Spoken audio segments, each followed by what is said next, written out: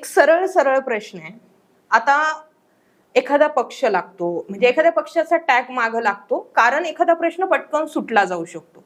आतापर्यंत आपण जितके कोणी, म्हणजे विधानसभा आणि लोकसभेचा मी याला दाखला देते, अपक्ष उमेदवार असेल तर तू पुढे जाऊन कोणत्या ना कोणत्या पक्षाला चिघळतो आणि त्याला कारण दिलं जातं की प्रश्न लवकर सुटतात. तुम्हाला भाजप, राष्ट्रवादी, काँग्रेस कुणीही तिकीट दिलं असतं, अपक्ष का आले? नाही, निश्चितपणाने हा मतदारसंघ 100% साक्षर लोकांचा मतदारसंघ आहे.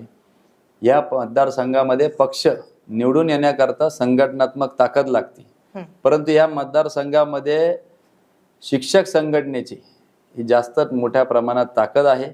आणि म्हणून संघटनेचं म्हणणं असं होतं की आपण कुठलेही आमदार निवडून गेले तर पक्षाच्या अडचणींमुळे अनेकदा ते प्रश्न मांडत नाही, असा अनुभव त्यांचा होता. आणि आमचा इतिहास बघता अनेकदा स्वपक्षाविरुद्ध आम्ही आंदोलन केले, वेळप्रसंगी